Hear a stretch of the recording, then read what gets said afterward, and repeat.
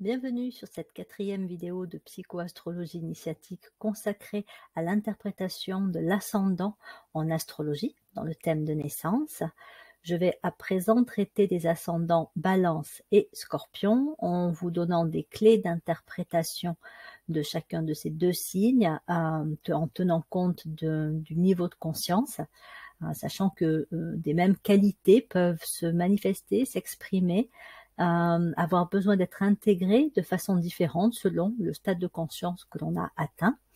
Et nous parlerons de la possibilité de ce que l'on peut faire pour accompagner l'intégration des qualités d'un ascendant Balance et d'un ascendant Scorpion. Pour rappel, l'ascendant représente l'objectif de l'âme, sa position, le signe dans lequel il se trouve nous montre quelles sont les qualités que nous avons particulièrement à développer pour nous rapprocher de l'âme que nous sommes. Et c'est aussi le travail de l'âme que d'impulser le fait de pouvoir prendre contact, travailler à développer ces qualités. Plus nous allons de vie en vie, d'incarnation en incarnation, plus nous travaillons ces qualités, puisque nous sommes censés avoir le même ascendant aux environs de 7 incarnations successives. Après, on en change. Donc voilà, commençons donc à présent avec l'ascendant Balance. Donc, qui dit Balance dit juste relation. Pour beaucoup, le signe de la Balance évoque des qualités ou des thématiques telles que la justice, la justesse, la beauté, l'harmonie, l'équilibre, une certaine capacité aussi d'analyse, d'observation, un certain détachement, de la pondération, de la prise de recul. Et donc la Balance, en tout cas une personne dotée d'un ascendant Balance, vient bien souvent s'incarner avec cet ascendant afin de travailler à réguler, à rééquilibrer ce qui peut être en trop dans sa conscience et dans sa vie, comme ce qui peut être manquant. C'est-à-dire qu'on est bien sur cette idée des deux plateaux de la Balance et que parfois ça penche un peu trop d'un côté, parfois ça penche un peu trop de l'autre côté. Bref, ça n'est pas équilibré et donc l'objectif de l'âme est de créer un plus juste équilibre. Donc, tout au long de la vie de la personne porteuse d'un ascendant Balance, ces déséquilibres, ce qui n'est pas harmonieux, ce qui a besoin d'être réajusté, va en quelque sorte lui sauter aux yeux. C'est-à-dire qu'elle va vivre des expériences spécifiques afin que elle puisse clairement voir là où dans sa vie, encore une fois, cela manque d'équilibre, de justesse, d'harmonie. Donc ça peut prendre des allures de problématiques au niveau relationnel, bien souvent, puisque c'est le signe des justes relations. Avant d'en arriver à vivre des relations justes, elle peut venir s'incarner dans une famille où il va y avoir des problématiques relationnelles plus ou moins importantes. Encore une fois, ça dépend du niveau de conscience de la personne, ça dépend du nombre d'incarnations où elle en est par rapport au fait d'avoir cet ascendant Balance, etc. Donc il y a plusieurs critères qui font que ça peut être assez différent d'un ascendant Balance à un autre. Mais il peut y avoir généralement soit une histoire un peu d'abandon ou une histoire de trahison, ça peut être une problématique de rejet, il peut y avoir des soucis au niveau de l'argent et de la gestion de l'argent, et il peut y avoir des problèmes avec la justice elle-même, des problèmes avec la loi. Donc c'est une personne qui peut s'incarner dans une famille où il y a comme ça des histoires, des traces qui ont été laissées, où c'est la famille de la personne qui a pu vivre une histoire comme ça de trahison ou de problématiques familiales. Et donc l'ascendant Balance va être celui qui va venir pour un peu réparer certains torts. La Balance, puisqu'elle évoque la notion de justice, fait que souvent les porteurs de ce signe d'air sont particulièrement sensibles à l'injustice. Et donc, ils vont devoir apprendre à traiter de la manière la plus objective, en rapport avec le monde de l'âme, avec les lois spirituelles, ce que veut dire vraiment être juste et faire les choses de façon juste, parce que le sentiment d'injustice peut être très émotionnel, peut être biaisé par des désirs et justement par l'histoire familiale, qui fait qu'en fait on va réagir de façon particulièrement épidermique, pas toujours justement très neutre à ce qui peut être vécu comme de l'injustice. Pour certaines personnes, ça peut être tout simplement une situation un peu maladroite ou quelque chose d'involontaire. Et pour un porteur d'un ascendant Balance, pour qui le sens de la justice et la sensibilité à la justice est fort, ça peut être justement une injustice. Or, il va s'agir pour elle de vraiment y voir plus clair sur cette question de ce qu'est vraiment la justice, la justesse, l'équilibre, et aussi de s'occuper à les régler pour elle, en elle. Bien souvent, quand on a un ascendant Balance, c'est qu'on est venu pratiquer l'alignement. L'alignement représente la capacité, en quelque sorte, à aligner, à former un axe au niveau de ces différents corps. Donc, chaque être humain est composé de plusieurs corps qui forment une unité. Vous avez le corps physique avec donc l'enveloppe physique, tous les organes et donc tout le fonctionnement du corps physique. Vous avez le corps émotionnel, donc là on a toute la sphère des désirs, des émotions, de l'imaginaire, on peut avoir les affects, mais aussi les peurs. Et on a le corps mental qui représente toute notre capacité, avec donc le cerveau qui sert d'organe au fonctionnement du mental, à réfléchir, analyser, et puis comme je le disais pour la Balance, pondérer, peser, sous-peser, questionner, discerner, induire, déduire, enfin bref, ce sont toutes les capacités de raisonnement, toutes les capacités de traitement de l'information et tout ce qui fait que on peut former des opinions, des idées et communiquer aussi avec notre entourage et l'extérieur. Et bref, tout ça pour dire que effectivement, ces trois corps unis par la personnalité ne fonctionnent pas toujours de manière justement alignée, harmonieuse, parce qu'il peut nous arriver de penser quelque chose et de dire autre chose de complètement différent. Par exemple, je suis d'accord avec toi, alors qu'en fait c'est pas du tout le cas. Tout comme on peut dire j'ai envie de changer de travail et ne rien faire, ne pas entamer d'action pour changer de travail. Tout comme on peut se plaindre d'une situation et ne rien faire pour la faire changer.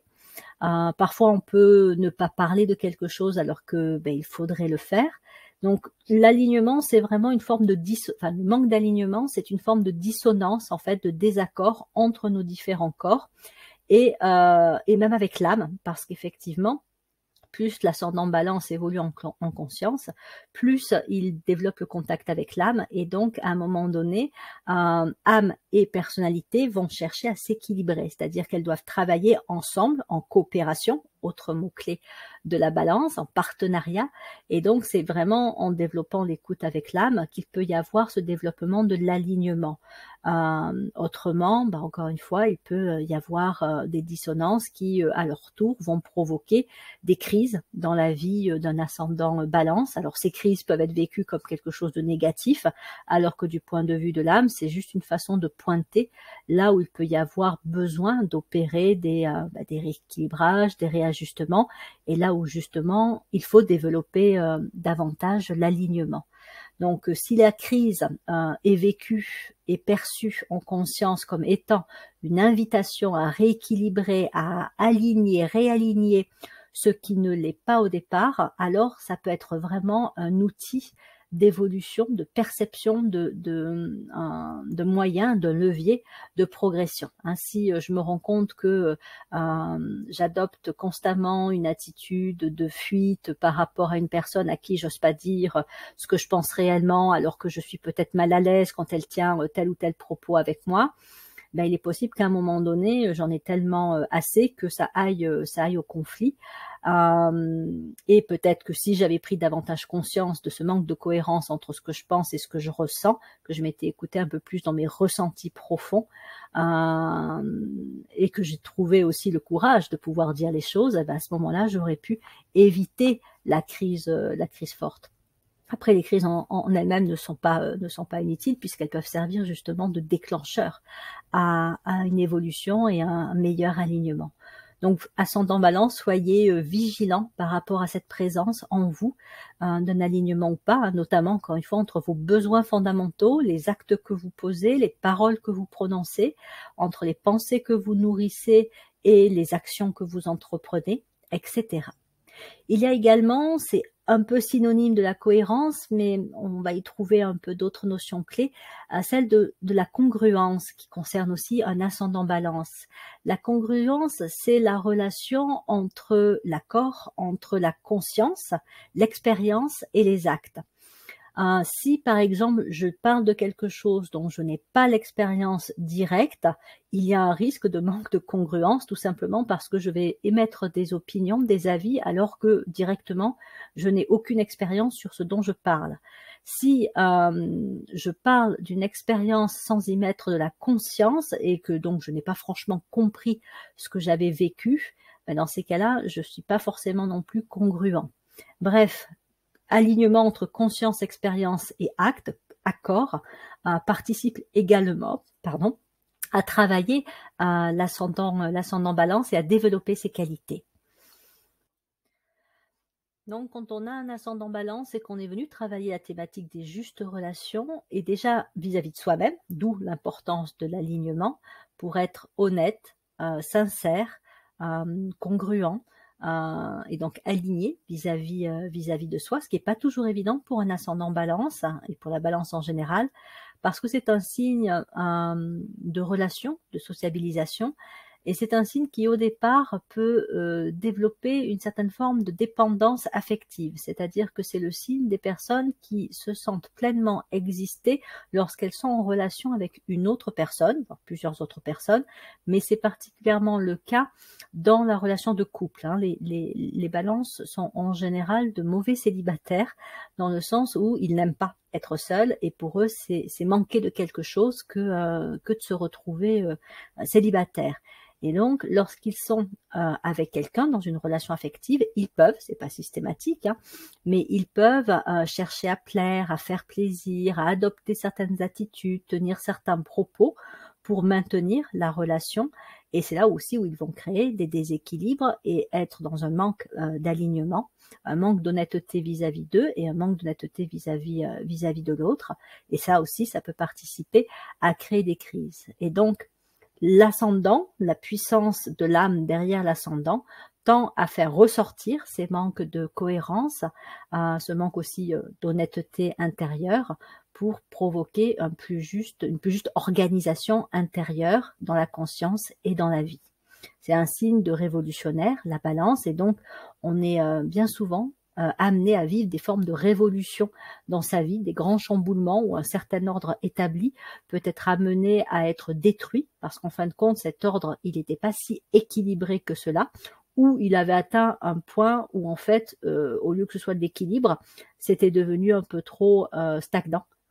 Imaginez un funambule qui marche sur un fil et qui à un moment donné s'arrête, et parfois donc s'il s'arrête, il risque fortement de se casser la figure. Et la balance, ça peut être un peu ça, c'est-à-dire que la balance, c'est comme si elle avait toujours avancé à son rythme après, à progresser. Sinon, si ça devient stagnant, si l'ordre maintenu ne bouge plus, est trop s'immobilise, en fait, la balance va droit à la chute, va droit à la crise. Donc voilà, avec l'air, on est constamment dans un mouvement. Ce n'est que dans le mouvement que l'équilibre peut être trouvé.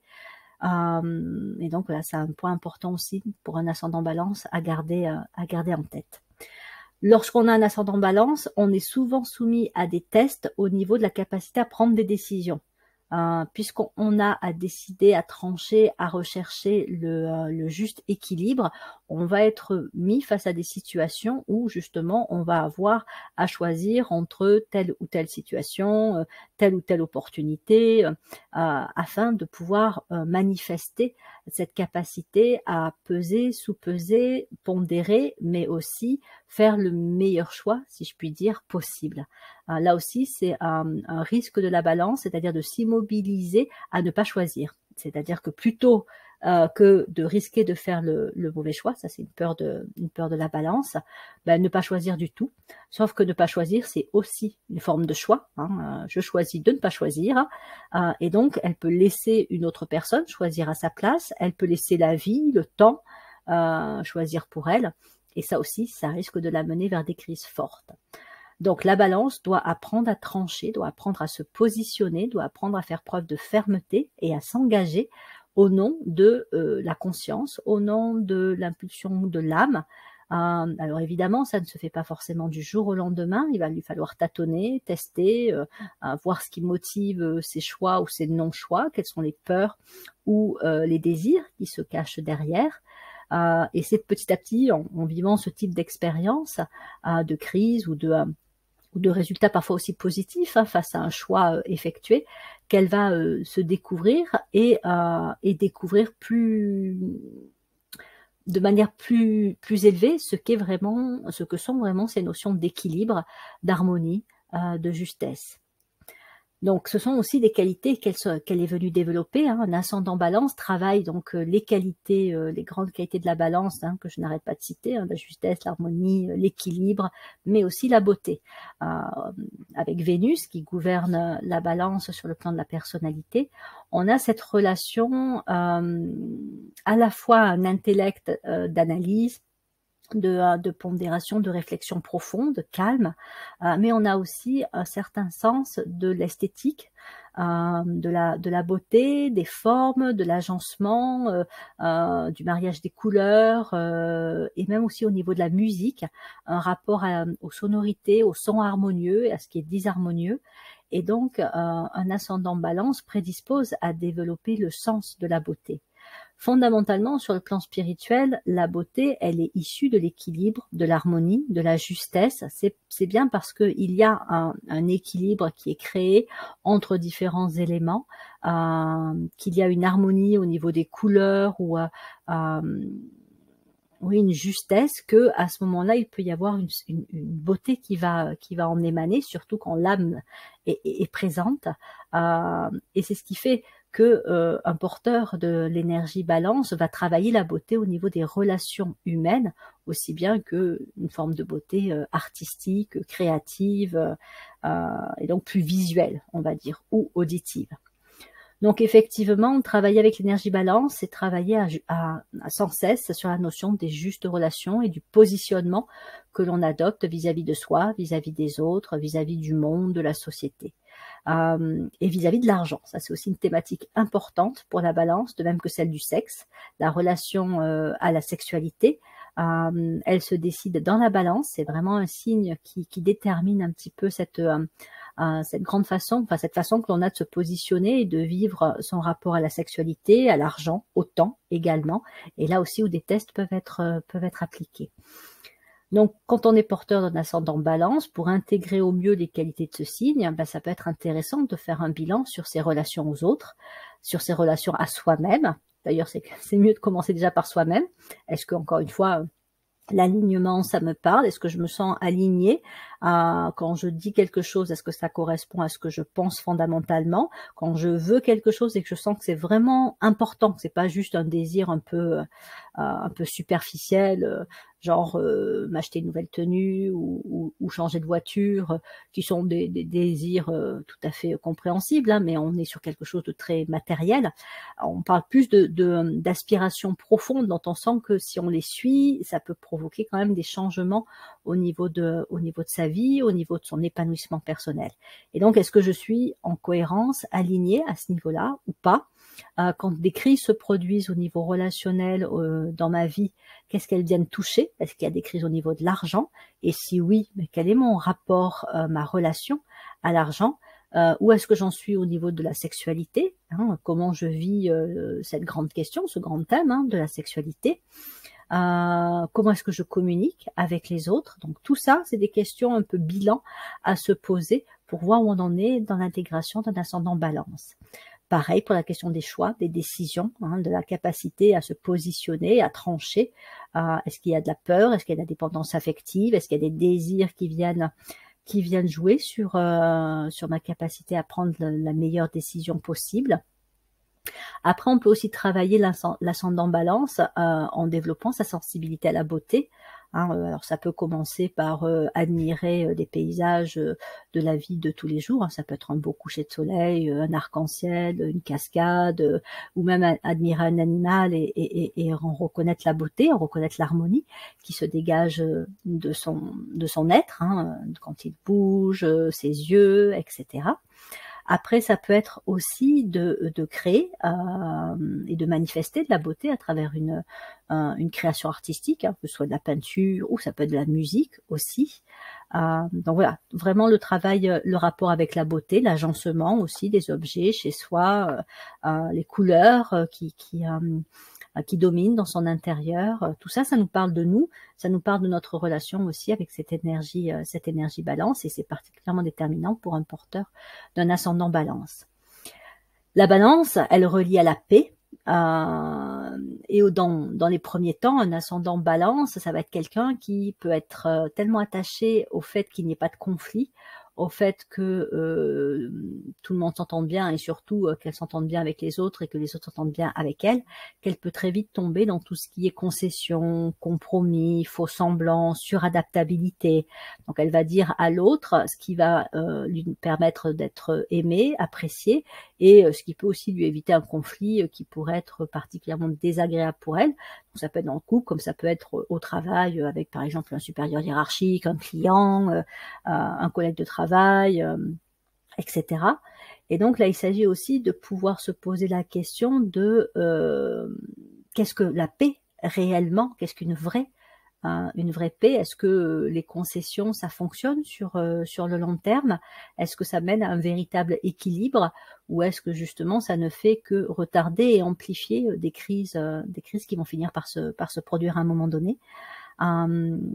Et la paix, derrière, c'est une entité, on parle de l'esprit de paix, qui peut se manifester. Alors il se manifeste particulièrement lorsqu'il est invoqué par un grand nombre de personnes, comme ce fut le cas pendant la Seconde Guerre mondiale, où les souffrances de l'humanité à ce moment-là étaient tellement fortes qu'il y avait un grand nombre de personnes qui priaient pour la paix, et donc ça fait venir l'esprit de paix plus proche de la terre, et ça a contribué à amener à sortir du conflit de la Seconde Guerre mondiale.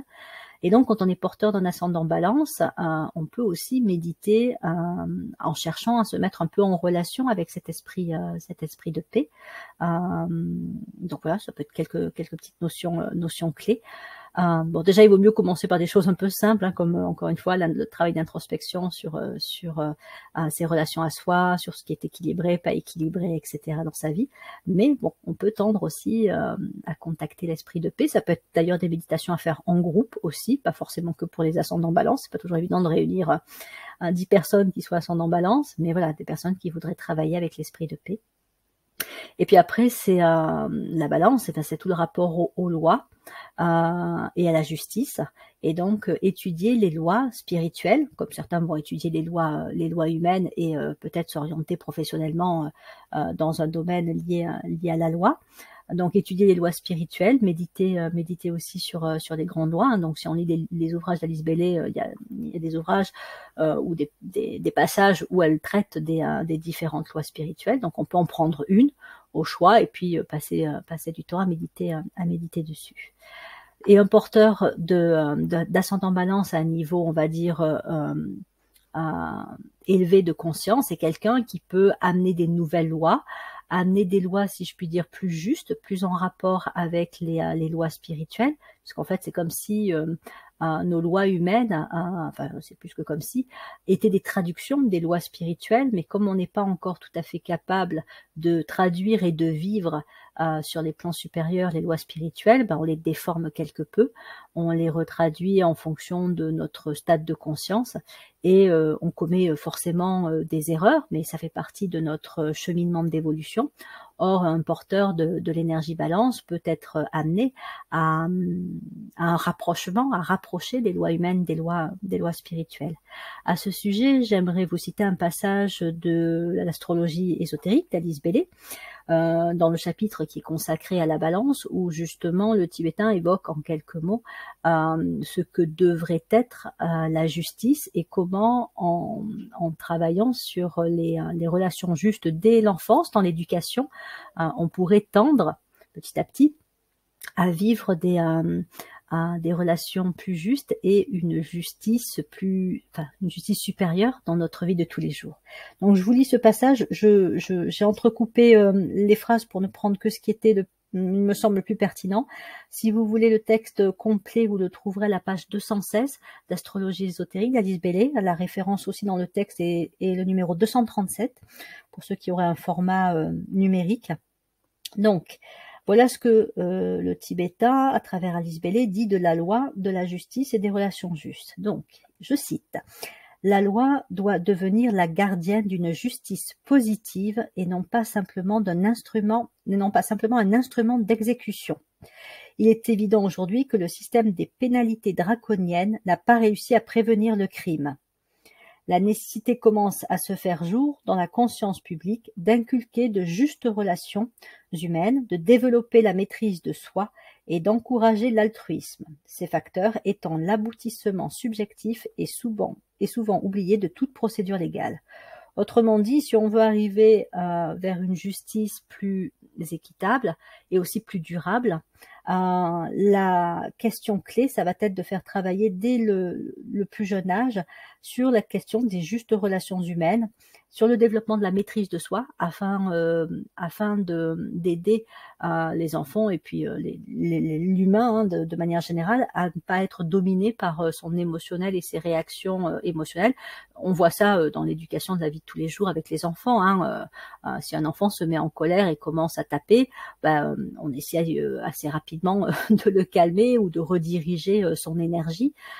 Et donc effectivement, c'est ça, développer la maîtrise de soi. Ça ne veut surtout pas dire bloquer, nier l'émotion de l'enfant, mais c'est l'aider à canaliser des émotions, des pulsions aussi, des pulsions, des instincts qui peuvent parfois desservir l'être humain.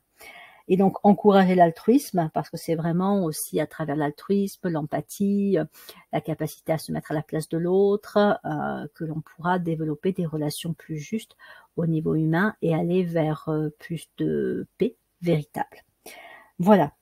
Donc, un porteur d'ascendant balance sur le plan supérieur d'évolution de la conscience va être donc un porteur de justice, un médiateur des relations justes. Il peut travailler entre personnes, à résoudre des tensions, des conflits. Ça peut être aussi entre pays, ça peut être au niveau économique, comme par exemple un contrat d'affaires est signé entre un pays et un autre pays. Ça peut être pour l'exploitation de certaines ressources naturelles.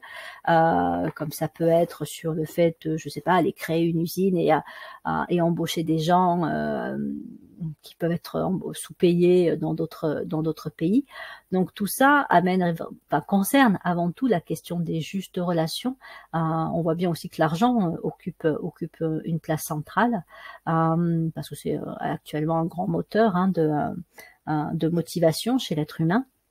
Mais effectivement, si on veut aller vers des relations plus justes, il faut amener plus d'équité, il faut amener plus de justesse dans les relations avec les uns avec les autres, voilà, entre pays, entre parties, même et surtout quand il y a des désaccords, c'est là où on a besoin de médiateurs, et donc c'est là où les ascendants balance peuvent avoir une place particulière à jouer. Et puis ils peuvent être aussi des médiateurs de la beauté, de l'harmonie, encore une fois à travers les activités artistiques qui peuvent donc nous toucher et provoquer une forme un peu d'ouverture à l'intérieur de soi, où on va être un peu comme emporté par je sais pas, une belle musique, une peinture ou une sculpture ou quoi que ce soit de production artistique, qui va venir éveiller quelque chose de particulier, un peu de l'ordre de la transcendance.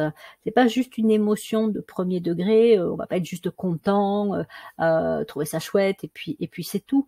On va vraiment sentir que ça éveille un espace à l'intérieur de soi qui élève tout l'être en fait. Et ça, voilà, les ascendants balance, alors pas que évidemment, sont particulièrement bien prédisposés de par leur énergie à contacter, canaliser et manifester cette grande qualité qui est la beauté.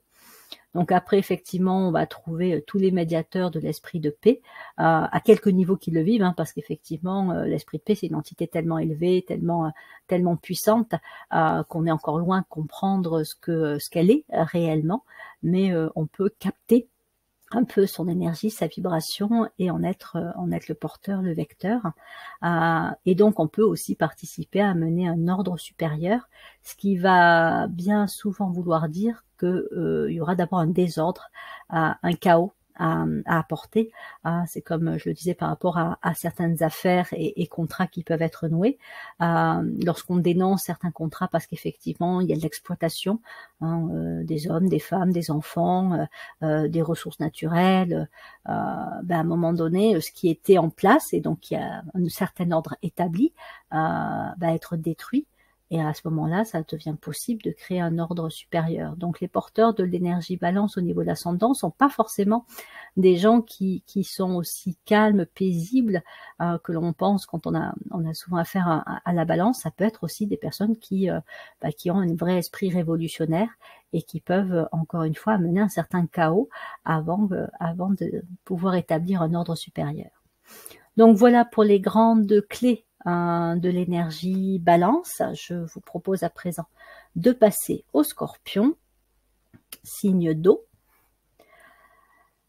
et signe de dualité. Je le disais au tout début de la vidéo, le Scorpion, c'est aussi le signe qui met en relation et en conflit l'âme et la personnalité, et qui provoque cette bataille-là entre ces deux aspects, qui sont en fait les deux aspects d'une même pièce, puisque donc tout est en nous, mais qui peuvent avoir des objectifs, des qualités, pas forcément contraires, mais en tout cas différentes.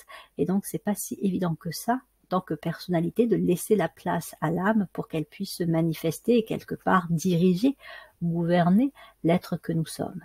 Au départ, lorsque une personne naît avec un ascendant Scorpion, c'est parce que bien souvent il va lui falloir détecter, révéler ce qui est de l'ordre des ombres, de la nature inférieure, et qui peut donc justement bloquer son évolution de conscience, qui peut bloquer l'âme dans son travail d'imprégnation, d'inspiration, et donc en fait c'est faire face à des schémas enfermants, à des peurs, à des émotions négatives, des désirs inférieurs, des pulsions sexuelles aussi, bref, tout ce qui dans la nature inférieure provoque une forme d'écran, et encore une fois bloque l'expression de l'âme. Tout ceci, c'est un nom, si on le synthétise, on l'appelle le gardien du seuil. Donc le gardien du seuil est évoqué, représenté par le Scorpion, et d'ailleurs c'est intéressant aussi pour ceux qui sont particulièrement concernés, que je vous cite un autre passage du tibétain, où là il va parler effectivement des épreuves que le Scorpion peut être amené à vivre lorsqu'il doit faire face à ce gardien du seuil. Alors cette fois c'est page 188 du traité sur les 7 rayons volume 3, astrologie ésotérique.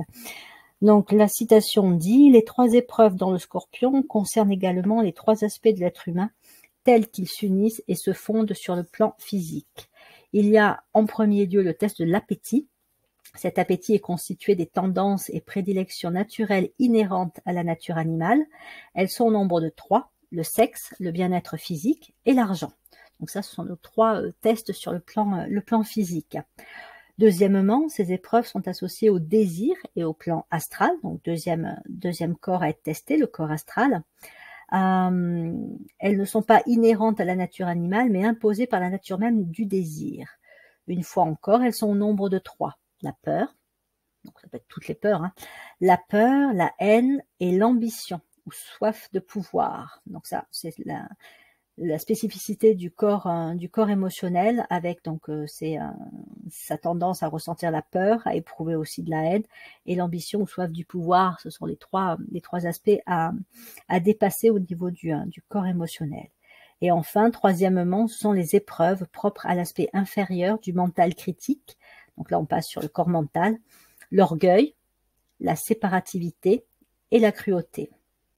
Par conséquent, dans l'énumération de l'ensemble de ce qui doit être éprouvé et en fin de compte s'avérer comme inexistant, vous avez les 3 catégories d'épreuves qui donc forment le gardien du seuil. Donc chaque corps a son propre lot de tests, et c'est l'ensemble qui, formant le gardien du seuil, peut venir un peu titiller un ascendant Scorpion pour l'amener justement quelque part à faire face à ce gardien du seuil qui est lui en fait. Hein, il n'y a pas d'autre personne que lui-même, hein, donc ce gardien du seuil c'est lui. Et donc il va devoir faire face à ce gardien du seuil. Et ça se fait en donnant la primauté à l'âme. C'est à un moment donné par un travail aussi de renoncement, de mort, de sacrifice, où on sacrifie ses aspects inférieurs, on renonce à ses aspects inférieurs et on fait le choix de ce qui est supérieur, le choix conscient. Hein, c'est un choix conscient à ce moment-là pour un porteur de l'ascendant Scorpion, d'aller vers l'âme et de donner à l'âme toute latitude pour pouvoir se manifester. Donc la méditation sur l'âme est particulièrement importante sur les ascendants Scorpions parce que méditer sur l'âme, c'est renforcer le lien entre l'âme et la personnalité et c'est donc donner plus de puissance à l'âme. Après évidemment qu'il peut explorer son gardien du seuil, ses gardiens du seuil, voir chez lui ce qui peut être le plus problématique. Est-ce que ce sont ses appétits sexuels? Est-ce que c'est sa tendance à faire preuve d'orgueil? Est-ce que c'est ses peurs qui le freinent? De toute façon, comme on avait les tests dans la balance, on a les tests dans le Scorpion, qui fait que dans la vie de tous les jours, le porteur d'un ascendant Scorpion va voir au fur et à mesure des années qui passent, là où il a des points les plus sensibles, là où effectivement son gardien du seuil est peut-être le plus fort.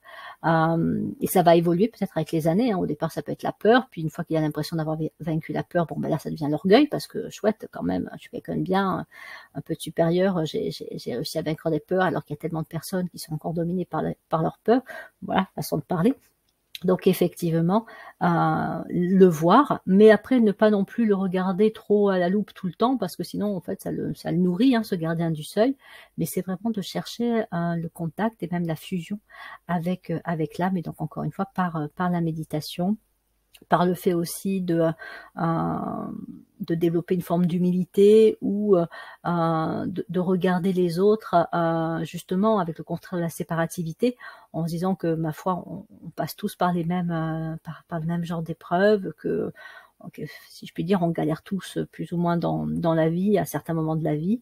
Bon, bah, tout ça, ça peut aussi développer des qualités qui appartiennent à l'âme et qui vont venir prendre le dessus sur ce gardien du seuil.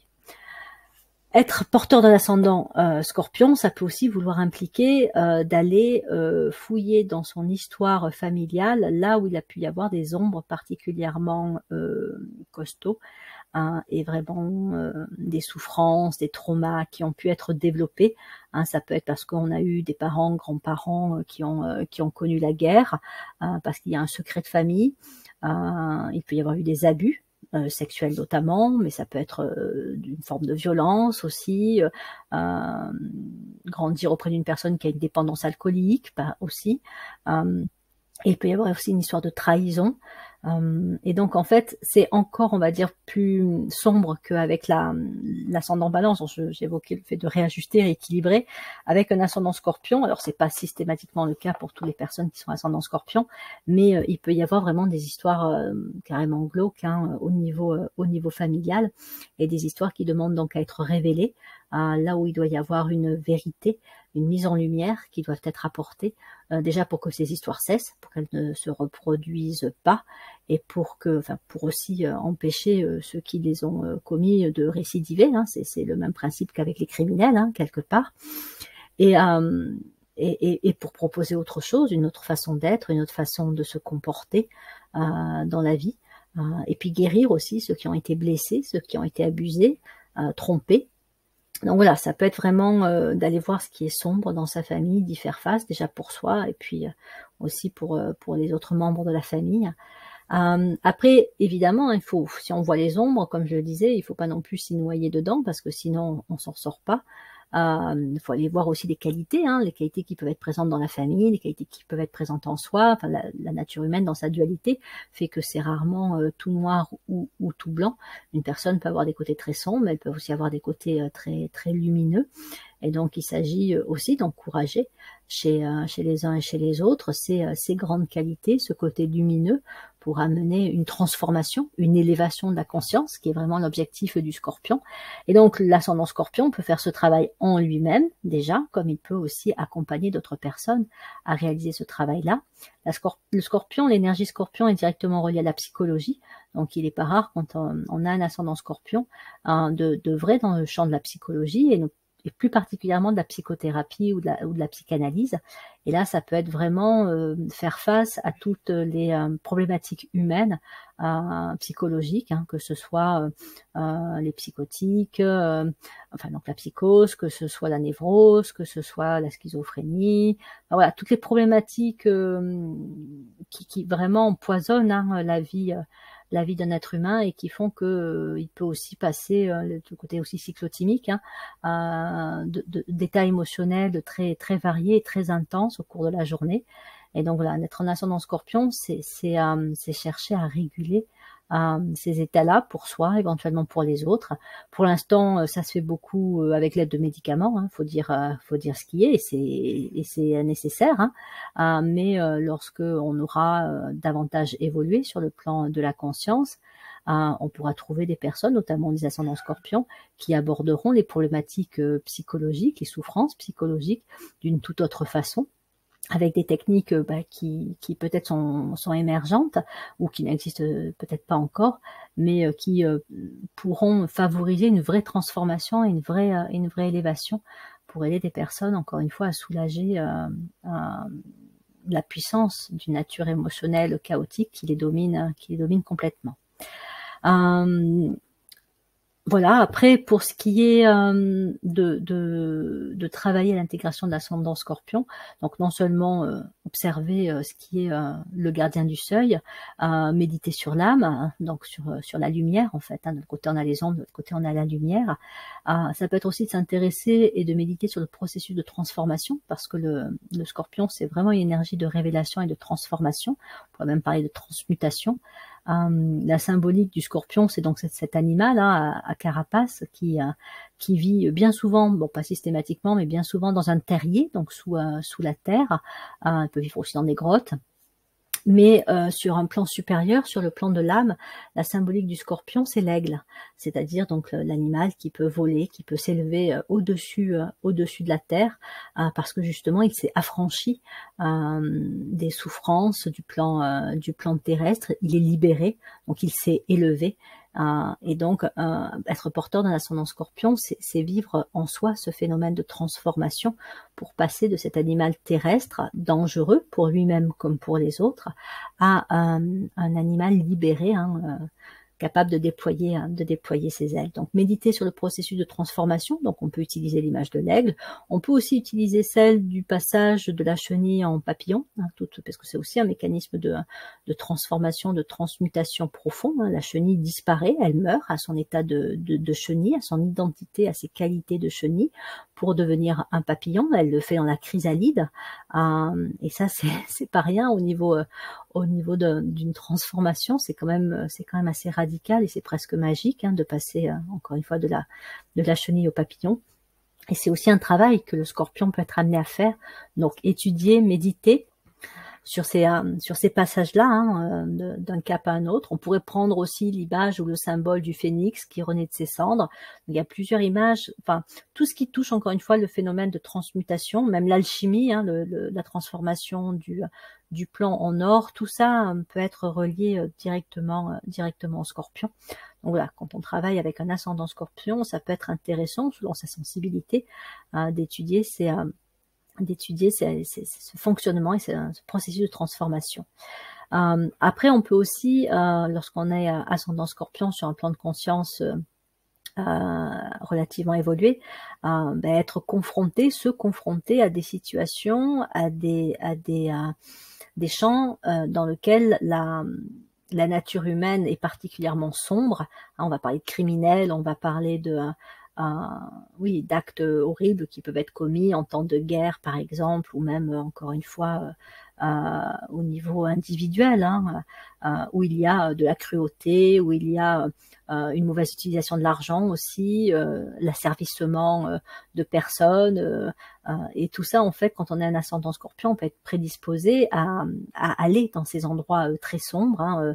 Ça peut être aussi de dénoncer des actes de pédophilie, de torture, enfin voilà, c'est vraiment aller là où c'est particulièrement difficile pour pouvoir révéler ce qui se passe vraiment, et encore une fois empêcher que ça se reproduise, et amener à la place une libération quand c'est évidemment possible, hein, pour les victimes, un redressement des torts aussi en lien avec l'énergie balance. Donc voilà, ça peut être un travail aussi que l'on peut faire quand on a un ascendant Scorpion et quand on a un niveau de conscience déjà relativement élevé. Et après, c'est tous ceux qui s'intéressent peut-être sur le plan scientifique, mais sur le plan aussi des théories, de la philosophie, de la psychologie, à ce qui est caché, mais dont le temps est arrivé d'être mis en lumière. Donc tous ceux qui travaillent à révéler l'existence de l'âme, tous ceux qui travaillent à révéler des théories scientifiques dont le temps est arrivé qu'elles soient connues, parce qu'on peut dire qu'en fonction de l'élévation, l'évolution de la conscience humaine, on va de découverte en découverte. On redéfinit aussi certaines perceptions de l'univers, voilà, du fonctionnement un petit peu de tout ce qui existe autour de nous. On va chercher les mécanismes cachés, et ça, c'est aussi un travail de l'ascendant Scorpion. Bien, voilà, je pense que ça suffit largement pour cette vidéo sur les ascendants Balance et Scorpion. Donc, je vais m'arrêter là. Nous nous retrouverons pour la prochaine vidéo consacrée cette fois aux ascendants Sagittaire et Capricorne d'ici quelques jours. En attendant, je vous remercie de votre attention et je vous dis à bientôt.